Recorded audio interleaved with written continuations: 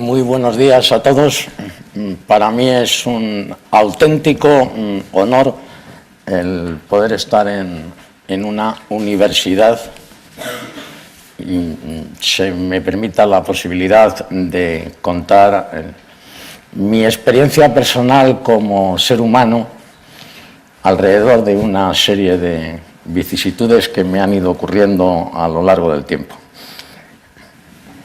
Yo recuerdo que la primera vez que yo vi un muerto tenía 14 años y recuerdo que estaba en la cama a punto de dormirme y de pronto oigo que entra mi padre en casa y le dice a mi madre, dice, viste a Juan Ignacio que ya es un hombrecito y me va a acompañar a un velatorio.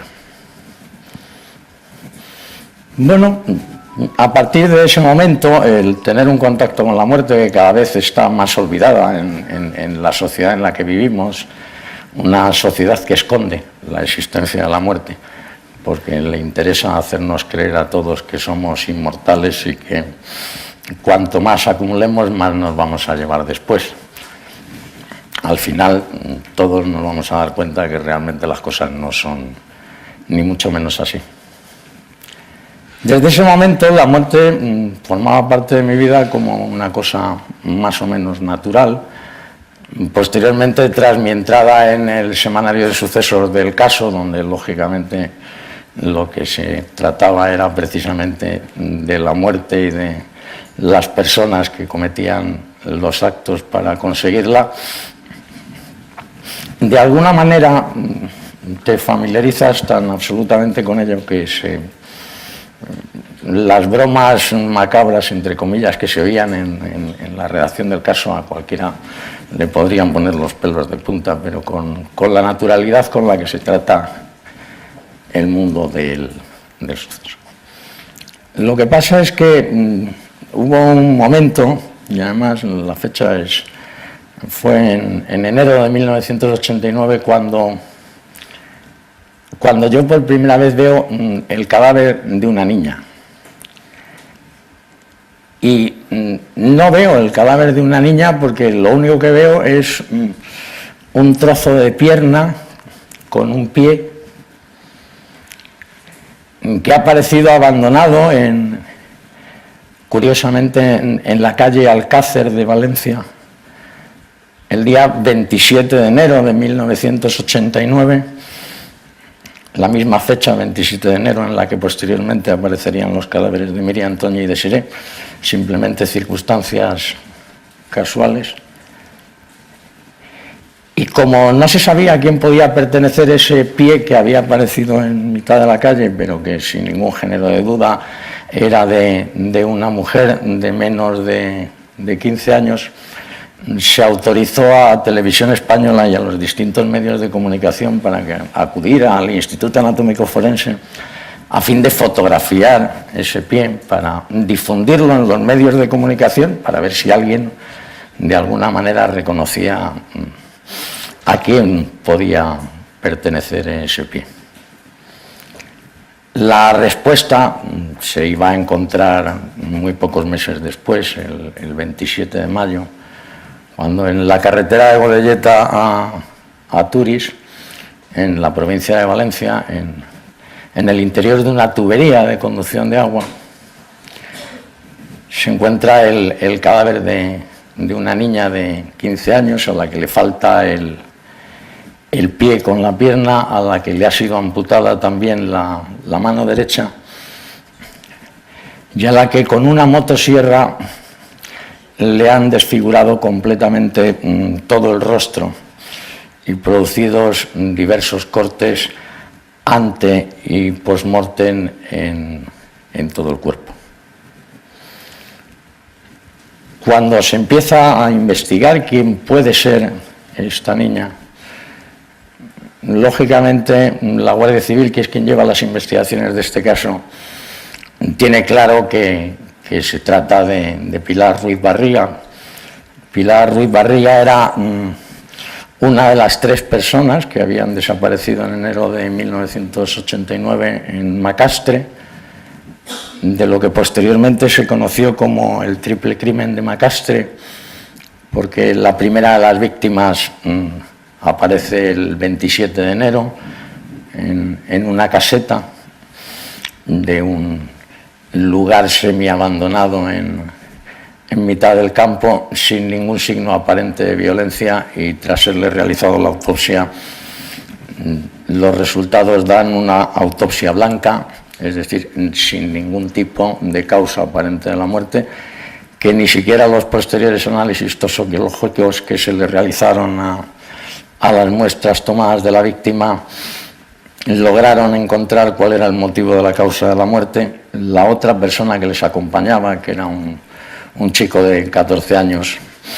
Valeriano Flores, había aparecido, en este caso, 2 meses y medio después, a 600 metros del lugar donde apareció la primera de las víctimas. Evidentemente, el estado de descomposición del cuerpo impidió que los médicos forenses averiguaran tampoco la causa de la muerte. Y como estos 2 chicos habían salido de excursión junto con Pilar Ruiz Barriga, que era la única víctima que no había aparecido, la Guardia Civil tenía más o menos claro que la lógica es que el cadáver encontrado en el interior de esa tubería tendría que ser el de Pilar. Es en ese momento cuando yo tengo la posibilidad de acceder a los documentos del sumario sobre este procedimiento denominado el triple crimen de Macastre, y me encuentro un documento que está al folio 290 del sumario.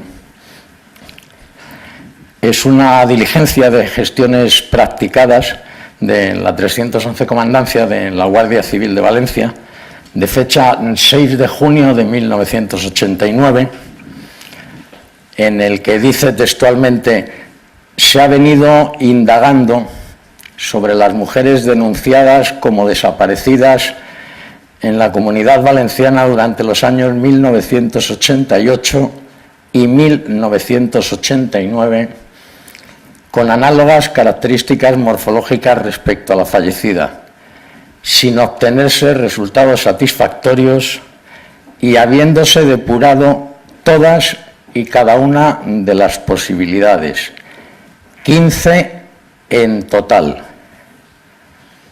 Este documento de la Guardia Civil reconocía que durante 2 años, 1988 y hasta mayo de 1989, había 15 niñas de menos de 14 años desaparecidas en la Comunidad Valenciana, solamente en el ámbito de la Guardia Civil.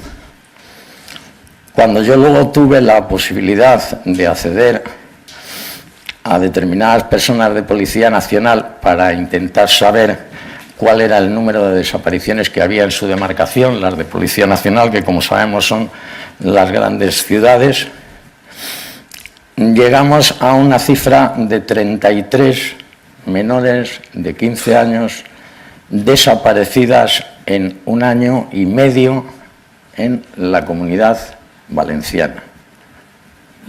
Ninguna de ellas ha aparecido, ni evidentemente tampoco sus restos. Es en ese momento cuando yo, que de alguna manera intentaba dentro del mundo del periodismo hacer algo, aportar algo, poder llegar a intentar, bueno, no sé, poner mi grano de arena, empiezo de alguna manera a indagar en saber cómo es posible que puedan estar desapareciendo en el año 1988 y 89, pues una media entre 1 y 2 menores en la Comunidad Valenciana, y que no pase absolutamente nada. Evidentemente, uno se empieza a dar cuenta que a través, evidentemente, de las innumerables personas que a lo largo de esta pequeña batalla que yo me he planteado me han ayudado, me han facilitado información, me han facilitado medios, pues evidentemente uno se empieza a dar cuenta que existe una corriente, entonces muy en boga,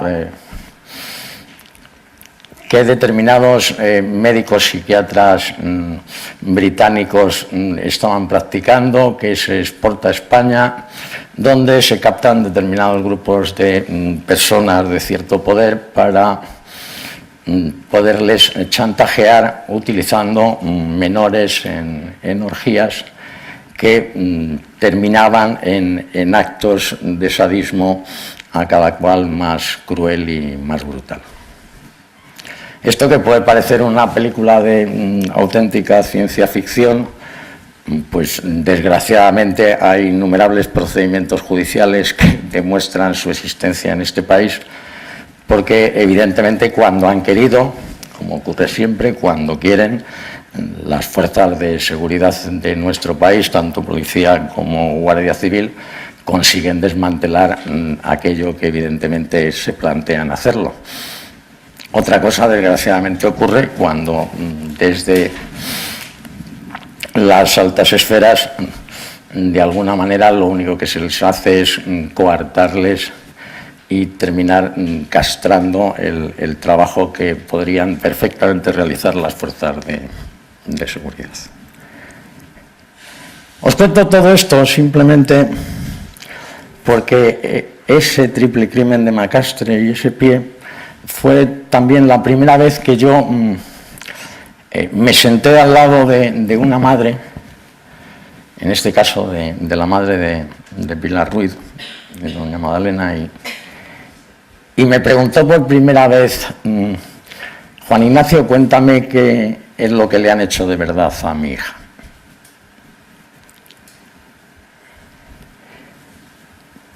Y fue la primera vez que de pronto me di cuenta, digo, vamos a pensar lo que ha sentido esta persona cuando le han realizado todos los actos que le han realizado.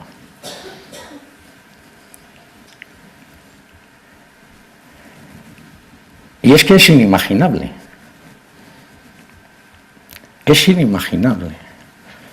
Contarle a una madre que ha habido un coche, normalmente una furgoneta con puerta lateral, que se ha parado a la altura de donde estaba su hija, la han metido dentro, se la han llevado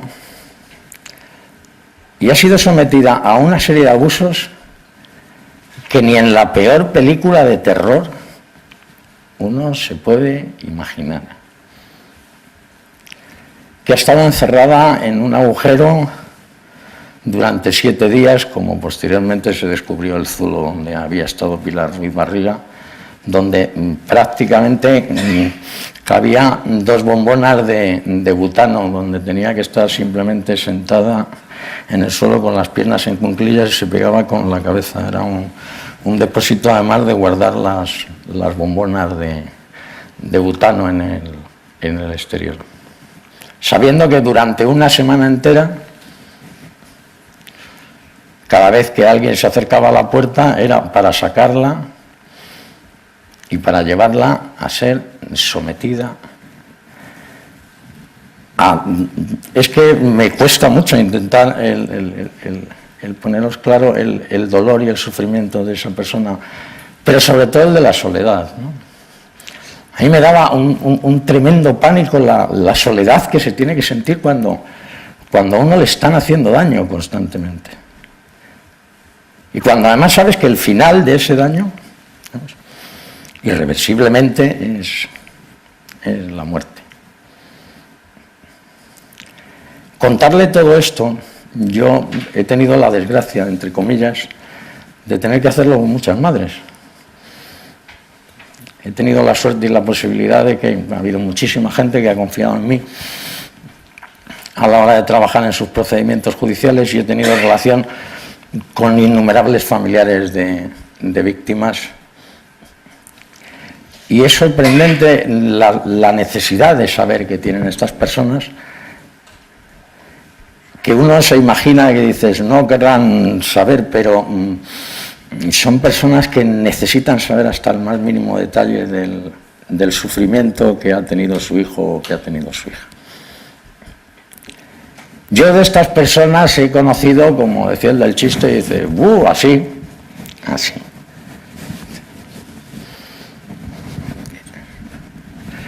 ¿Qué respuesta hemos dado la sociedad ante ese tipo de temas?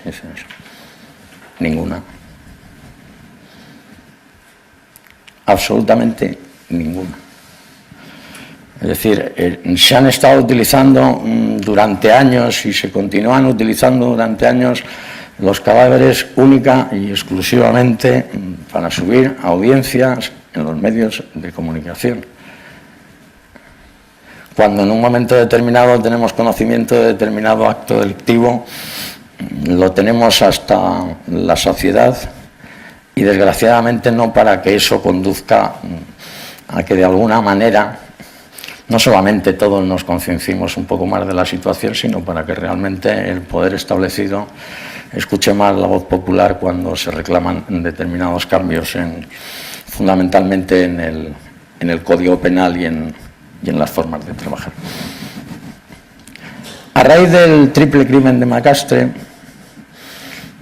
somos ya un grupo cada vez más grande de personas los que de alguna forma nos empezamos a implicar en saber por qué en la Comunidad Valenciana están desapareciendo niñas con esa tremenda facilidad. De hecho, poco a poco es algo que va calando en el ambiente y es sorprendente la naturalidad con la que en aquellos años en Valencia, durante 3 o 4 años, pues se vivía con normalidad el que en un medio de comunicación salía ha desaparecido otra niña, o han desaparecido 2, o han desaparecido 3. Todo hasta que el 27 de enero de 1993 el hallazgo de los cadáveres de Miriam, Toñi y Desiré en la partida de la Romana en Tous, en Valencia, marca un antes y un después en lo que se refiere a la actuación de este tipo de grupos de personas que en zonas y chalés perfectamente delimitados de la Comunidad Valenciana han venido organizando sus reuniones, entre comillas, durante estos 4 años.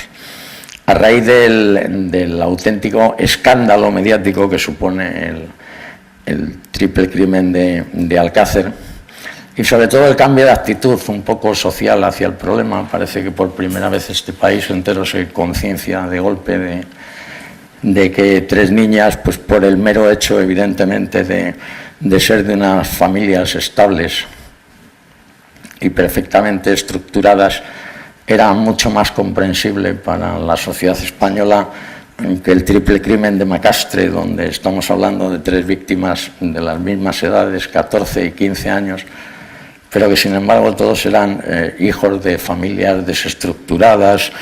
Valeriano era una persona que estaba en el reformatorio más tiempo que fuera, y eso parecía que el hecho de que esos 3 niños murieran y fallecieran y fueran víctimas además de las torturas, sobre todo que a Pilar Ruiz Barriga le provocaron, a la sociedad española le trajo completamente sin cuidado.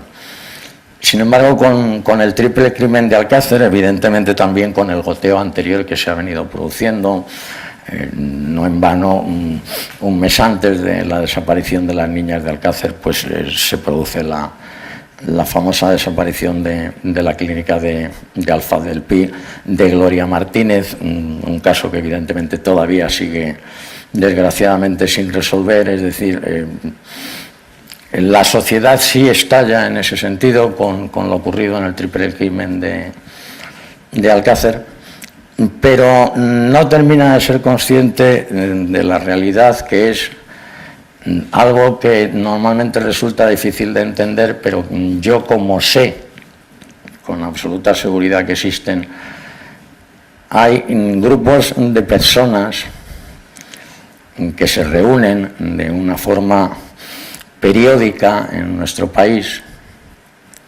en lugares que evidentemente se van cambiando, personas que evidentemente todas ellas tienen un elevado poder adquisitivo y una parte muy importante de ellos un importante poder político. Y se organizan reuniones, entre comillas, en las cuales menores, unas veces traídas desde Rumanía, otras veces traídas desde Brasil, que son los dos puntos de captación, son violadas, torturadas y asesinadas. Yo, desde el momento en que descubro, merced lógicamente a las informaciones facilitadas por numerosos miembros de fuerzas de seguridad, tanto de policía como de la Guardia Civil, impotentes ante lo que realmente estaba sucediendo, pero que nos facilitaron una información de gran trascendencia, con la ayuda de personas inestimables, como ayer comentaba con María Jesús, la ayuda de Isabel Álvarez de Toledo, de la duquesa de Medina Sidonia, una persona absolutamente comprometida con este tema, a la cual yo debo mi eterno agradecimiento en todos los aspectos, y ojalá hubieran existido muchas personas como ella dispuestas a luchar porque todo esto pudiera salir a la luz. Yo consigo, de alguna manera, empezar una cadena de entrevistas en el Ministerio del Interior para intentar llegar, de alguna manera, a poderme entrevistar con el propio Ministro del Interior al objeto de facilitarle toda aquella documentación, incluida documentación fotográfica y videográfica, obraba en mi poder y que yo había ido recibiendo a lo largo del tiempo de distintas fuentes, evidentemente que las que conozco no nombraría y la mayor parte las desconozco. Efectivamente, este hecho se produce el 14 de diciembre de 1997, donde el entonces ministro de Interior y también de Justicia, el señor Mayor Oreja, me recibe, es un hecho público, está puesto en los periódicos, y donde yo, le facilito la información que yo tengo, y él se compromete a que vamos a llegar en todo este tema hasta las últimas consecuencias. Se nombra una mesa en el Ministerio con uno de los asesores del ministro, que era la persona que de alguna manera nos iba a facilitar las entrevistas con las personas que nosotros consideráramos oportunas para conocer desde el punto de vista, evidentemente, únicamente de las fuerzas de seguridad, no en el ámbito de la justicia, conocer cómo iban estas investigaciones y de qué forma se iba a poner fin a determinados temas. Las diferentes entrevistas que yo sostengo con distintos mandos policiales y de la Guardia Civil no llegan nunca a buen puerto, pero finalmente, cuando ya nos queda el último eslabón, la última persona a la que se puede recurrir dentro del Ministerio, en este caso era el general jefe de investigación de la Guardia Civil, el general Muñoz, es decir, el más alto mando de la Guardia Civil en labores investigativas,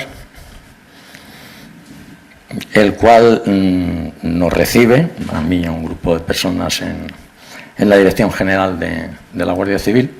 Ya nos había comentado el asesor del ministro que le lleváramos las preguntas por escrito, para que fuera mucho más fácil el poder dar una solución al problema. y en el transcurso de una reunión que fue de lo más agradable y en el cual le facilitamos un escrito con 27 preguntas sobre 27 temas que estaban sin investigar y cuáles eran los resultados de esas investigaciones. El general Muñoz a mí me dijo: yo le doy a usted mi palabra de general de que en el plazo de 7 días va a tener usted una contestación por escrito a todas las preguntas que me ha hecho.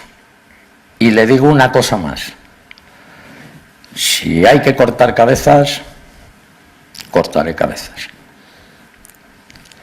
Yo creo que es de los días que yo he salido más feliz de cualquier sitio en mi vida. Es decir, yo tenía la idea de que había encontrado una persona que estaba dispuesta a poner todos los medios para que, desgraciadamente, este tipo de situaciones no continuaran produciéndose.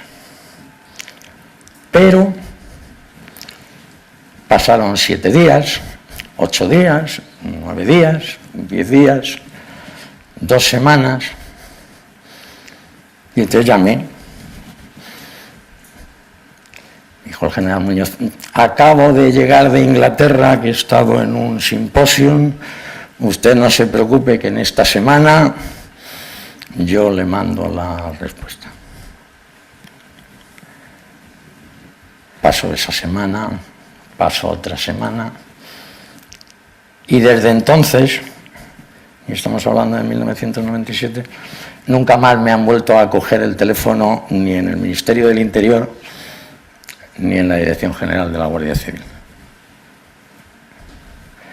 Lo que se han hecho entre medias es sentarme 36 veces en el banquillo de los acusados,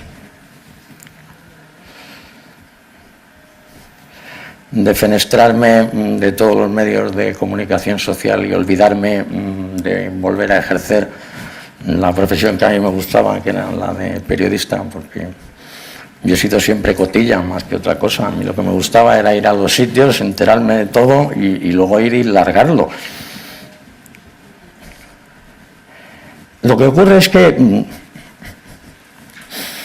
cuando te das cuenta que simplemente por haber salvado la vida a una niña o a un niño, y yo sé que en mi caso, y no es que yo me eche flores porque lo sé, lo he conseguido, dices, yo no es que ya haya dado sentido a mi vida, ¿sabes? He dado sentido a mi vida y a muchos más.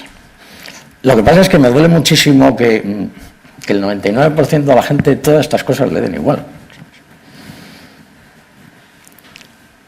Porque no hay nada más terrible que lo que puede ocurrir en la vida de una persona, es que den las 10 de la noche y estés esperando a tu hija para que vuelva a cenar y no vuelva. Y pasan las horas y no viene. Cualquiera que haya tenido la oportunidad de ser padre conocerá que hay pocas angustias más difíciles de poder vivir en este planeta, ¿no? Y que sin embargo ocurren. Y eso va al hilo de los datos, que son al final los que desgraciadamente nos ponen a cada uno en nuestro sitio. Porque uno se preguntaría, que es la pregunta del millón, es decir, ¿cuántos desaparecidos hay hoy en España?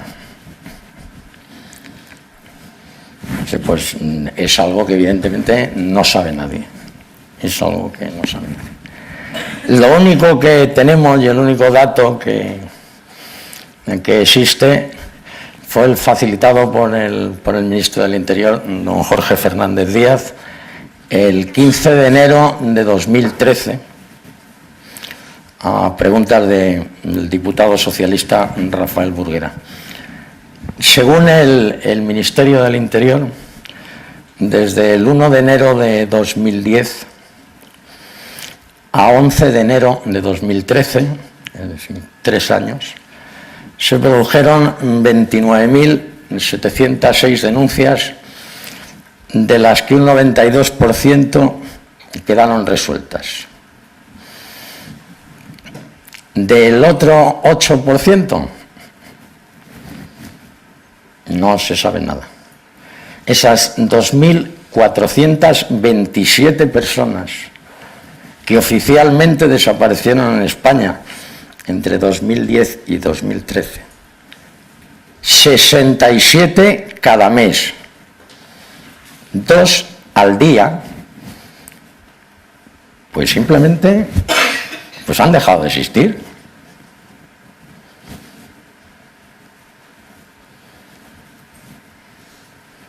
Si a eso añadimos que del 92% que dice el Ministerio que han resuelto, no sabemos cuántas víctimas han sido halladas vivas, cuántas muertas y cuántas halladas gracias al trabajo de los miembros y fuerzas de seguridad del Estado o a ciudadanos implicados o a pura casualidad, pues nos damos cuenta que realmente es algo que no parece preocupar. Desaparecer en este país es algo que da exactamente igual. Yo que he tenido y tengo el placer de colaborar con varias asociaciones de desaparecidos, de personas que lo único que hacen durante toda su puñetera vida es continuar buscando a su hijo. O como el padre de Cristina Bergua dándose paseos por el vertedero de Barcelona todavía buscando, porque sabe que está ahí. No son cifras, 67 personas desaparecidas al mes en este país sin que se vuelva a saber absolutamente nada de ellos. Y estamos hablando de cifras oficiales. Es un auténtico drama. Es un drama para 2.500 familias que les han destrozado la vida para siempre, que van a vivir en esa vana esperanza, cuando todo el mundo sabe que desgraciadamente las posibilidades de encontrar vivo a esa persona que ha desaparecido de tu casa son prácticamente imposibles. Yo he vivido situaciones tan dramáticas dentro de las familias de las víctimas que un poco quería haberos contado alguna, pero no lo hago porque al final lo paso yo muy mal, ¿sabes? Porque a mí todavía me sigue doliendo el alma, entre comillas, cuando recuerdo a la madre de una niña asesinada pidiéndome por favor que la matara. Cuando he estado sentado en un sofá con un niño de 11 años, hermano de una víctima, preguntándome, Juan Ignacio, ¿es normal que a tu hermana la violen y la maten?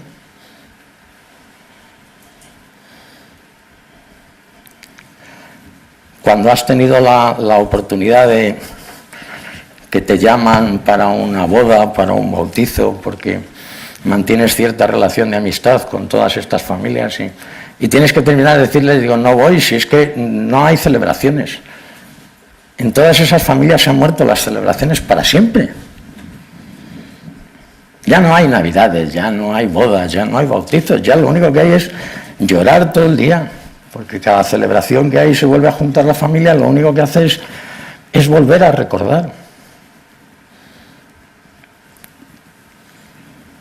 Si a todo esto añadimos, por intentar cambiar mínimamente de tema, el que oficialmente la Dirección General de la Policía reconoce que hay más de 30.000 mujeres ejerciendo lo que ellos consideran ilegalmente la prostitución. No personas legalmente, sino ilegalmente. Estamos hablando de menores o de personas cuya estancia en nuestro país todavía no está regulada. Nos estamos dando cuenta de ese otro problema que yo desde el principio, cuando yo comenzaba con el tema del periodismo de sucesos, me llamaba poderosamente la atención, y era que todo lo relacionado con el mundo de la prostitución a la gente le importaba un bledo. Es decir, los sucesos en aquella época de había aparecido una prostituta descuartizada y tirada, no se le daba dentro ni siquiera del caso la más mínima trascendencia, porque no le interesaba a la gente, porque era una prostituta. Evidentemente, el que se desmantelara un tugurio en el que se descubriera la existencia de una serie de menores que hubieran estado secuestradas durante cierto tiempo, eso no daba ni para 2 líneas en el periódico. De hecho, en el caso, esas cosas ni salían. Porque vivimos en una sociedad donde a todos, a mí el primero, evidentemente, nos da casi todo lo mismo. Bastante tenemos con intentar medio sobrevivir cada día, medio estar psicológicamente lo más estables posibles en nuestra vida, como para intentar comprender lo que le puede ocurrir a los demás o interesarnos por lo que le sucede a los demás. Lo que pasa es que yo creo que esto, como no es una opción, sino que es una obligación, yo creo que los seres humanos tenemos una obligación ineludible, y esa obligación ineludible es no olvidarnos nunca de las víctimas. Vivimos en una sociedad, y os lo dice alguien que dirige Murderpedia, que es, aunque es en inglés, que es una enciclopedia de asesinos en serie, donde se sabe muchísimo más de la vida de los asesinos que de la vida de las víctimas. Porque de la vida de las víctimas nadie sabe nada. Porque las víctimas no importan. Entonces, una sociedad tan absolutamente desnaturalizada como la nuestra, donde las víctimas dan exactamente igual. Entonces, no sé quién va a importar. Una sociedad que ha permanecido y permanece impertérrita, soportando cómo desaparecen familiares suyos y tiene que reunirse en una asociación para ir a buscarlos. Porque nadie está buscando a estos desaparecidos. No se buscan. Se buscan las que denominan desapariciones de riesgo. Pero el resto son personas que se evaporan. Y yo de verdad me rebelo, soy muy como María Jesús. Me encanta. Tengo todavía las ganas de protestar y de rebelarme ante este tipo de situación que se está produciendo. Es absolutamente impensable que en el año 2015 no nos importe que haya mujeres secuestradas en nuestro país y obligadas a ejercer la prostitución.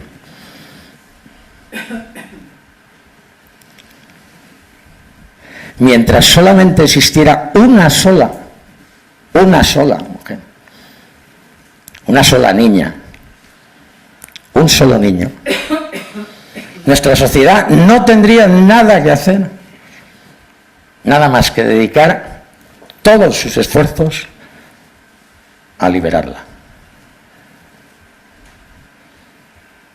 Si eso no lo hacemos,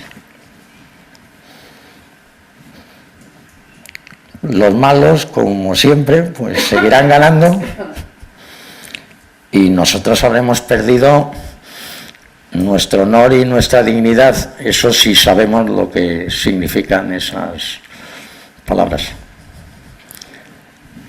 Yo quería, antes de terminar, si encuentro un papelajo que había puesto yo por aquí, algún dato de estos. Ya que estoy en un medio académico al que respeto, supongo que no tanto algunas personas más o menos conocidas como la frase atribuida a Bernard Shaw que decía: desde muy niño tuve que interrumpir mi educación para ir a la escuela. O la que dijo Albert Einstein: lo único que interfiere con mi aprendizaje es mi educación. Yo desde aquí lo que quiero deciros es que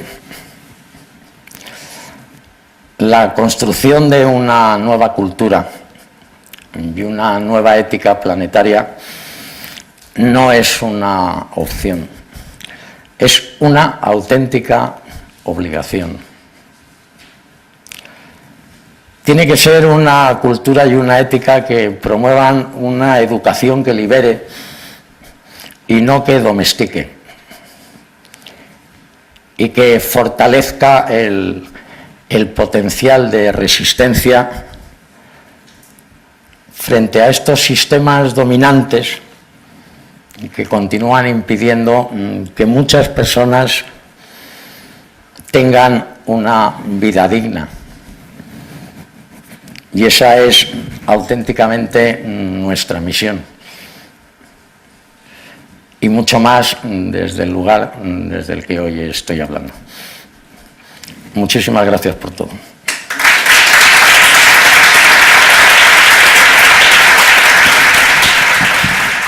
Aquí hay 90 inscritos, por lo cual hay 90 personas cercanas a la sociedad, cercanas al ámbito académico, cercanas al ámbito profesional, personas de calle a las que estos temas les interesan. Yo creo que pues, gracias a personas como Juan Ignacio pues damos pequeños pasos. Aunque él sabrá el sufrimiento, lo que le ha dicho, es decir, si solo nos ha hecho una pequeña avanzadilla y creo que la mayoría hemos estado a punto de no poder casi soportarlo, pues el que él la habrá llevado. Pero agradecer porque con personas como él creo que son los que hacen que en la sociedad intentemos cambiar, y sobre todo yo he oído una frase que me ha encantado y es un poco la que se me ha quedado: la soledad de las víctimas, la soledad de las familias. Hagamos algo, porque eso no es así. Y ahora ya pues os paso el turno de preguntas.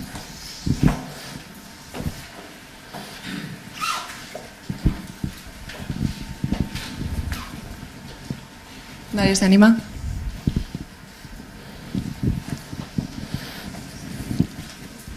Muchas gracias. Perdona, ¿te podrías presentar y decir quién eres? Buenas, soy Salvador, Gracias. de Periodismo, y quería hacerle una pregunta sobre el tema del caso de Alcácer. Me gustaría investigar un poco más y he intentado encontrar su libro, pero es un poco difícil. ¿Cuál fue el motivo que hizo que este libro no saliese tanto, después de que este caso saliese tanto en televisión? Bueno, el tema del libro es un asunto muy sencillo.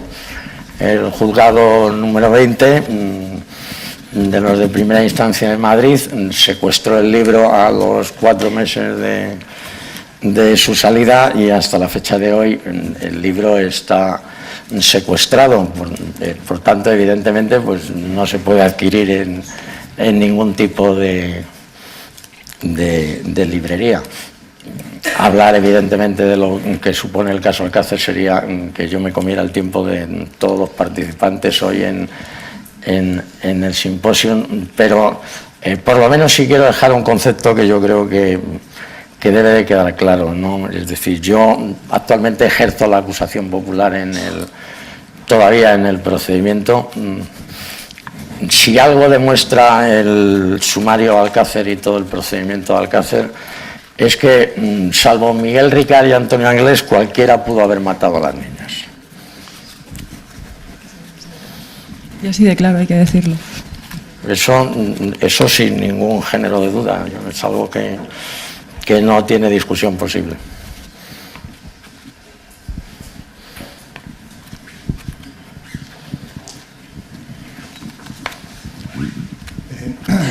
Hola, me ha encantado tu exposición, Juan Ignacio. Perdona, ¿os podéis presentar así vamos viendo de dónde venís? Me llamo Nacho Pardo y pertenezco a una asociación que trabajamos con prostitutas desde hace ya 14 años. La asociación se llama el Comité de Apoyo a las Trabajadoras del Sexo, CATS.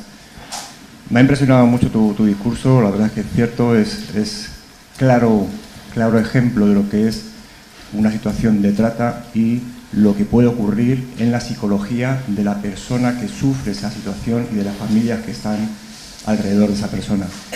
Y pienso, después de mi corta experiencia de 14 años trabajando en esto, que sigue siendo y sigue ocurriendo lo mismo. Las víctimas parece que están en el último eslabón, digamos, de las prioridades. Incluso el protocolo famoso, el protocolo marco de acción contra la trata, parece que se prioriza más el conseguir captar o coger a los malos antes que atender a la víctima. Yo sé que hay un montón de entidades que trabajan con víctimas de trata, esto está clarísimo, pero parece que institucionalmente es prioritario el coger a los malos, que es importante por supuesto, y luego cuando se cogen a los malos, las víctimas quedan un poco ahí a segundo plano, o tercero o cuarto plano, con lo triste que es. Y quería poner simplemente que es que me identifico totalmente con lo que acaba de decir, porque es una situación actualmente clásica de trata. Y un segundo punto que quería solamente puntualizar: no podemos confundir una situación de trata con una situación que no es trata. No sé si me explico bien, y te lo quería preguntar, no quiero hablar. Es muy importante la conceptualización, el saber de lo que estamos hablando, porque si confundimos términos, flaco favor le estamos haciendo a las personas que realmente están en situación de trata. La pregunta es: ¿piensas que esa confusión existe? Yo no es que lo piense, es que sin ningún género de dudas te digo que sí. Pero porque hay un absoluto desconocimiento en relación a todos estos temas, y tú has puesto el dedo en la llaga. Es decir, el gran olvidado en el proceso penal español es la víctima. Y eso es una crítica que se lleva haciendo por parte de todos los juristas desde hace prácticamente 200 años, pero da exactamente igual, porque vamos a una nueva modificación de Código Penal que nos van a aprobar deprisa y corriendo al nuevo gobierno, que prácticamente el 99% de los ciudadanos no ha tenido ni la posibilidad de saber qué cambios reales se van a producir, porque no les interesa que se abra el más mínimo debate público sobre los cambios en el Código Penal. Pues evidentemente pedir a una persona que distinga entre determinados temas ya un poco más especializados de algo que no se habla, porque hablar de trata de blancas es que prácticamente parece que estás hablando del siglo XIX, cuando cualquier persona lo oye y dice. Nadie se podía imaginar que en el 2015 estuviéramos hablando de trata de blancas, pero es que la trata de blancas sigue existiendo, con un problema añadido que además yo creo que nos hace mucho más responsables todavía de él. Es decir, en lugar de tener el hecho de proveer de fuente de víctimas ciudadanos de tu propio país, como ya vivimos en una sociedad que lo que puede pagar es comprarlos fuera, pues entonces evidentemente como los compramos fuera, como los traemos, como nadie denuncia sus desapariciones, pues nosotros podemos hacer con estas personas absolutamente lo que nos dé la gana. Absolutamente lo que nos dé la gana es que hay grupos organizados de pederastas que se pasan a los niños que cada uno de ellos adopta legalmente.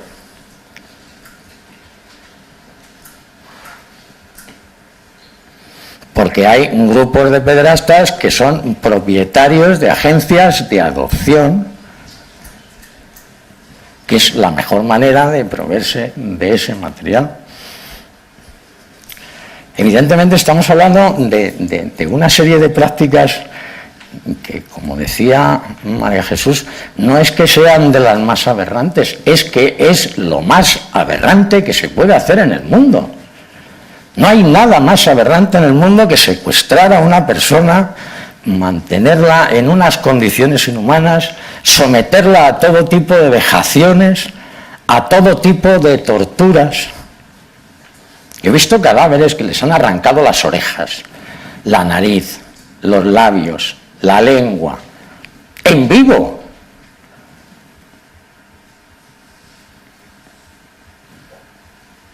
Dices, es así de fácil. Dices, eso sucede. No creo que pueda pasar nada más grave en el mundo. ¿Por qué no hay los medios suficientes como para que de alguna manera no se vaya a erradicar de forma absoluta? Porque comprendo que ese tipo de cosas son muy difíciles, pero para que sucedan en casos mucho más esporádicos de los que sucede. Yo sé que aquí sí hay policías o miembros de la Guardia Civil, todos saben en qué prostíbulos hay menores. Y hoy en día, hoy, en España, así dándote una vuelta, puedes tener como mínimo a 1.500 menores secuestradas, obligándolas a ejercer la prostitución, y si tienen la desgracia de caer en gracia de alguna de las personas que provee de víctimas a este tipo de grupos, donde el placer sádico es el imperante, y eso sucede ahora aquí en este país y nos da igual. Y dice, que están secuestradas. Y eso lo saben los miembros de las fuerzas de seguridad del Estado, porque conocen perfectamente todos los prostíbulos que hay en España y saben en cuáles hay menores y en cuáles no hay menores y en cuáles suceden estas cosas. Y dices, de vez en cuando hacemos una redada, liberamos a unas cuantas, sale una cosa en un medio de comunicación, dices, pero ¿cómo que de vez en cuando? Pero si tuviéramos el más mínimo grado de dignidad, ¿sabes? Es para coger a todas las fuerzas de seguridad del Estado y a todos los militares, si hace falta, y levantar uno por uno todos los prostíbulos de España esta misma tarde y sacar a todas las niñas secuestradas. Pero eso no se hace, y ahí están. Y si eres una persona concienciada en el tema, pues lo único que puedes hacer es intentar explicarle a las personas de tu entorno, acercarles un poco a la realidad, y la mitad no se enteran de nada, no quieren enterarse, te dan respuestas que te entrarían ganas de pegarles y agredirles físicamente, por esa justificación machista que tiene la prostitución en este país. Y entonces muchas veces yo me siento como si estuviera atravesando un desierto y clamando y diciendo, pero oiga, que hay niñas secuestradas ahí al lado, por favor, libérenlas. Ya veremos. Recordar simplemente, a colación de lo que está diciendo Juan Ignacio, hace pocos meses en Murcia lo que sucedió, cómo se pudo captar los mensajes vía email o WhatsApp de clientes murcianos que pedían exclusivamente menores. Quiero menores. En Murcia. Algo tendremos que hacer, ¿no? ¿Alguna otra pregunta? ¿Una más?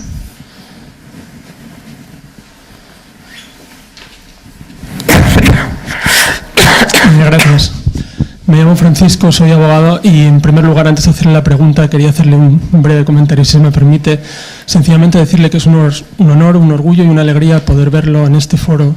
Para muchas generaciones el tema de Alcácer yo creo que fue el descubrimiento del horror, es nuestro JFK, el descubrimiento de una incertidumbre muy inquietante en torno al mundo que nos rodea, y por lo tanto le agradecemos mucho la labor que ha realizado durante todos estos años y, en fin, eso, que es una alegría verlo, sobre todo porque con todo lo que ha llovido en los últimos 20 años en cuanto a responsables públicos, todo lo que hemos descubierto, todo lo que hemos sabido, creemos que no ha habido un personaje público que haya recibido un castigo como el que ha recibido usted. Y eso ya de por sí nos plantea unas cuantas preguntas igualmente inquietantes. La pregunta que quería hacerle, ya que es usted periodista y nos ha hablado de estos grupos de poder, nos ha hablado de poder político, dinero, pero ¿dónde está el periodismo en todo esto? Quiere decir, uno tiene la sensación de que si quisiesen resucitar un tema, el propio de Alcácer, por ejemplo, mañana, y saliese incluso en 4 programas concretos que uno podría hasta nombrar de radio o de televisión, se reabriría el caso inmediatamente. Por ejemplo, Ricard, ¿dónde está Ricard? ¿Por qué nadie le ha podido entrevistar finalmente? ¿Por qué ese pacto de silencio, etcétera? ¿Qué ocurre con el periodismo? ¿Ha sido siempre así? ¿Es ahora más que nunca? No ha sido nunca así. Yo, que he sido una persona que he empezado a trabajar en el mundo del periodismo cuando todavía vivía el general Franco, no he vivido una situación de censura tan absoluta como la que existe ahora, nunca, jamás en este país. El periodismo en España está absolutamente secuestrado. han sido los grupos de poder quienes de alguna forma han adquirido la mayor parte de los medios de comunicación social de cierta relevancia y trascendencia en nuestro país, y lo que se lleva produciendo desde hace prácticamente 15 años es un embrutecimiento absoluto de la sociedad, preconizando programas que lógicamente todos sabemos los niveles a los que desgraciadamente se está llegando. Yo recuerdo las críticas que nos hacían a nosotros cuando estábamos en el Mississippi, diciendo que bueno, eso era el culmen de la ordinariez en la historia de la televisión. Y dices, y anda que no hemos tenido que ver cosas. Realmente la gran responsabilidad directa de que todo esto esté pasando es de los periodistas. A mí como periodista se me cae la cara de vergüenza. Pero en primer lugar porque tenemos un problema, que no hay trabajo, no trabaja nadie. Y el que tiene un puesto en un medio de comunicación ya sabe perfectamente de lo que se puede hablar y de lo que no se puede hablar. No hace falta que venga un redactor jefe ni un director a decirte de esto no se toca, si ya lo sabes. Es decir, el grado de implicación de la gente de decir yo voy a querer hacer algo, no hay ninguna manera. Entonces, desgraciadamente, no es este tema el único del que no se habla en este país, es que no se habla prácticamente de nada. Es decir, aquí las ideas y sobre todo, de alguna forma, tanto la información como la educación se ha olvidado de los medios de comunicación, se han quedado con el tercer supuesto, ¿no? Yo cuando estudiaba en la facultad decía que la función de los medios de comunicación era informar, educar y entretener. Y dices, lo de informar, lo de educar, desde luego si uno ve los programas de televisión, yo no soy precisamente, con perdón por la palabra, un meapilas, pero los niveles de vulgaridad que han adquirido las televisiones en nuestro país es realmente sorprendente. Y el que no exista prácticamente ningún espacio de opinión, ningún espacio de debate, ningún espacio de tertulia donde de alguna manera la gente se entere realmente de la realidad que ocurre a su lado. Yo creo que una reforma del Código Penal es algo que debe de importar a todos los españoles, que tanto nos quejamos de si se aumentan las penas, no se aumentan, si a determinado delito se castiga más, cómo vamos a castigar a los políticos que ahora mismo nos preocupa tanto que se lo están llevando. Y dices, bueno, pues ese mismo debate que se está produciendo ahora mismo se está sustrayendo a la sociedad. Se sustraen todos los debates realmente sobre los temas importantes en la sociedad.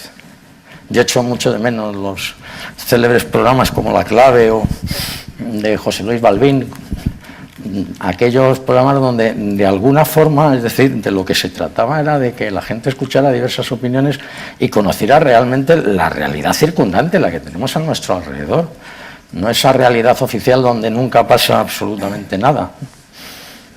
Porque es sorprendente, es decir, el mundo de los sucesos, por ponerte un ejemplo, y ahí sí soy consciente de cómo se escamotea una realidad, es decir, la memoria de la Fiscalía General del Estado del año pasado da 1.189 víctimas de asesinato en nuestro país. Evidentemente estamos hablando de 3 diarias. ¿Tú te enteras de alguna de esas?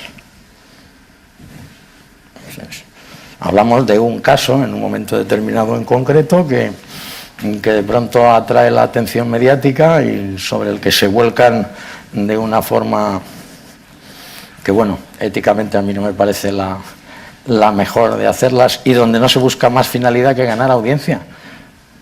Dice, ya, por lo menos un mínimo de intentar concienciar a las personas, ¿no?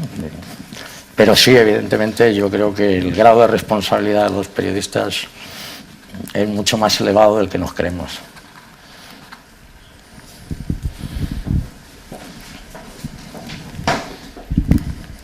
Perdón, yo sé que es una ponencia interesantísima y que seguramente, como bien ha dicho don Juan Ignacio, si nos pusiéramos a hablar estaríamos aquí, pero por desgracia pues hay que seguir un poco con el programa establecido. Comentaros que don Juan Ignacio va a acompañarnos durante toda la jornada de hoy, con lo cual si alguien tiene alguna duda más, algún comentario, yo estoy segura que él personalmente estará dispuestísimo a contestarle y a atenderle. Y decirles que tomamos una pausa café y nos reincorporamos a las jornadas en 20 minutos. Muchas gracias.